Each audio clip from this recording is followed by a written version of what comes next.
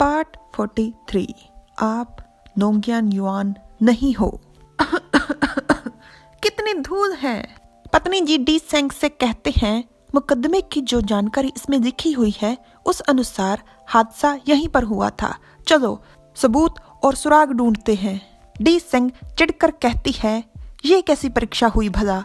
मेरे असफल होने का कारण सिर्फ ये है कि मुझे तुम लोगों के रीति रिवाजों का कोई ज्ञान नहीं है। मैं यहाँ नहीं रहना चाहती। मुझे नहीं करनी किसी हादसे की जांच पड़ताल। पत्नी जी कहते हैं, ये परीक्षा हमारे लिए सबसे उचित है। आखिरकार हमें साइमूल की तरह पश्चिमी कब्रों की पुस्तकालय तो नहीं दान करनी पड़ी विद्यालय को। साइमूल ने ऐसा कर केवल एक विषय को सफल किया है। सब मुमकिन विकल्पों में से ये हमारे लिए सबसे बेहतर है। थोड़ी देर पहले जहाँ पर हमारा कल का पाठ खत्म हुआ था, सचिव शन कहते हैं, अगर आप असफल होने के बाद भी विद्यालय में दाखिला लेना चाहती हैं, आपको जरूरत है विद्यालय के एक ऐसे सदस्य की जो आपके लिए जुर्माना भरे और उसके साथ आपको विद्यालय की एक खास परीक्षा भी देनी होगी। कुछ परीक्षाएं ऐसी हैं जो आपको अकेले करनी होंगी, पर कुछ में आप अपने लिए एक साथी का भी चयन कर सकते हैं। ये हैं विकल्प। पहला, गुआंगलिंग संगीत के अवशेषों को एक कागज पर उतारें। दूसरा, जनलोंग शतरंज के अवशेषों को एक कागज पर उतारें। तीसरा, पुरातन कब्रों की जानकारी दोबारा से एकत्रित करें जिनको आग के कारण नुकसान पहुंचा है। इसे पढ़कर पत्नी जी मन में कहते हैं, क्या ये हमें अकेले करना है? ये नामुमकिन है।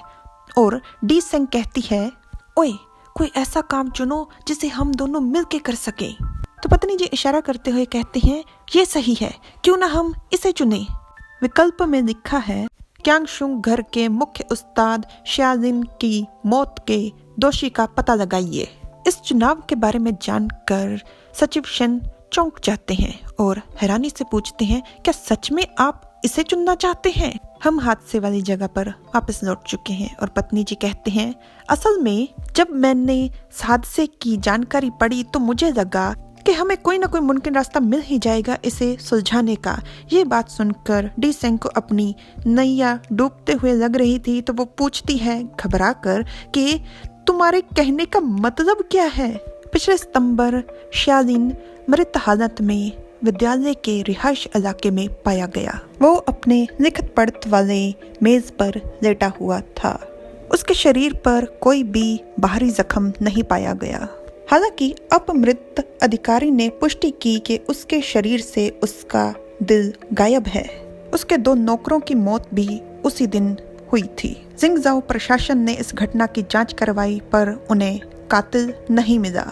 अफवाहें फैल गई कि एक पिशाच ने उसका दिल निकाल दिया है। विद्यालय में सब में अपनी जान को लेकर खौफ फैल गया।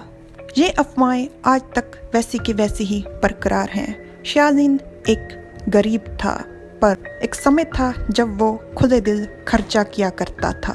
एक बार की बात है, वो पूरी तरह से शराब के नशे में था, तो उसने एक बात जाहिर की कि उसके पास राज परिवार का एक राज है, जिस कारण वो जितना चाहे उतनी शक्ति और ऐश्वर्य प्राप्त कर सकता है। इस बात के जाहिर होने के बाद कुछ ही दिनों बाद वो रहस्यमयी हालातों में मृत पाया गया। शायद इसलिए क्योंकि मरे हुए लोग कहानियां नहीं बताते। डी सेंग कहती है, उसका दिल गायब था पर कोई जख्म नहीं था। ये तो सच में बहुत ही अजीब बात है। तो पत्नी जी कहते हैं, मैंने एक बार एक किताब में इस प्रकार की मृत्यु के बारे में पढ़ा था। दक्खन के मैदानों में गू नामक कीड़े पाए जाते हैं जो इंसानी दिल खाते हैं, पर उस किताब में इससे ज्यादा और कुछ भी नहीं बताया गया। कुमारी, आप बाइयों से हैं, क्या आपने उनके बारे में कभी कुछ सुना है? इस समय साहू ही उस घर के बाहर खड़ा हुआ है। डी सेंग कहती है, मुझे नहीं पता उनके बारे में। क्या सच में गू नामक कीड़े होते हैं? बाइयों में बहुत सारे कबीले हैं और सब एक दूसरे से बहुत अलग। शायद उनमें से किसी ने इस राज को बहुत ही अच्छे से संभाल कर रखा हुआ है। वैसे तुम्हें इस बारे में किस किताब से पता चला था? तो पत्नी जी कहते हैं, वो उस किताब का कोई नाम नहीं था। मेरे पिताजी ने मेरे लिए छोड़ी थी। उसमें दक्षिण की बहुत सी ऐसी अजीब कलाओं के बारे में जानकारी थी। डी सेंग पत्नी जी के पिताजी के बारे में कहती है, तो वो बूढ़ा आदमी बायु से था, तुम उसे क्यों नहीं पत्र लिखकर पूछ देती। तो पत्नी जी कहते हैं, मेरे पिताजी एक वैद्य थे, वो इधर उधर घूमते रहते थे, मुझे नहीं पता कि वो कहाँ से थे, उन्हें इस समय 10 साल हो गए हैं लापता हुए। डी सेंग का सांप अचानक से गुस्से में आ जाता है और जैसे किसी पर हमला करने जा रहा हो। डी सेंग चिल्लाकर चेतावनी देते हुए कहती है, कौन है वहाँ, बाहर आओ। तो वो व्यक्ति कहता है, शांत हो जाइए कुमारी, मैं आपको कोई भी नुकसान नहीं पहुंचाना चाहता। ये व्यक्ति था साहूही। पत्नी जी उससे पूछते हैं, तुम यहाँ क्या कर रहे हो। तो साहूही खुद को सांप से बचाने की कोशिश करते हुए कहता है, मैं तो बस ये देखने आया था कि शायद मैं आपकी कोई मदद कर पाऊं। पत्नी जी मन में कहते हैं कि इससे इतनी अच्छी महक क्यों आ रही है, और डी सेंग अपने सांप को शांत कराते हुए कहती है, सीसी वापस आओ, ये कितनी गंदी बदबू है और मुझे एक पल के लिए भी विश्वास नहीं होता कि तुम यहाँ हमारी मदद के लिए आए हो। पत्नी जी कहते हैं, मैं, और साहूही उनकी बात को टोकते हुए कहता है, ठीक है, अगर आपको मुझ पर विश्वास ही नहीं है तो मैं अपने रास्ते निकलता हूँ। थोड़ी देर बाद पत्नी जी कहते हैं, कुमारी डी सेंग, आपका हाथ, क्या ये जहर है। और डी सेंग कहती है, ना ये जहर नहीं है और मैं ठीक हूँ, मुझे पता था कि वो यहाँ पर किसी अच्छे इरादे से नहीं आया, उससे कितनी गंदी और अजीब सी बदबू आ रही थी। डी सेंग मन में कहती है, मुझे पता था कि ये कुछ न कुछ करने वाला है, पर उसकी हिम्मत कैसे हुई मुझ पर ऐसी घटिया चाल चलने की। साहूही थोड़ी शैतानी मुस्कुराहट मुस्कुराते हुए कहता है, मुझे पता था कि तुम नोंगयान युआन बिल्कुल नहीं हो।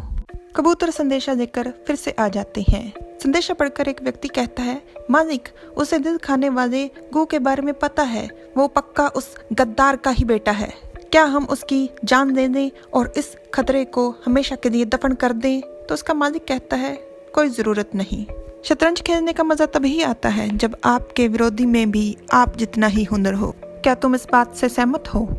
और ये पार्ट यहीं पर खत्म हो जाता है। Like, subscribe, comment. Thanks for watching. Bye bye.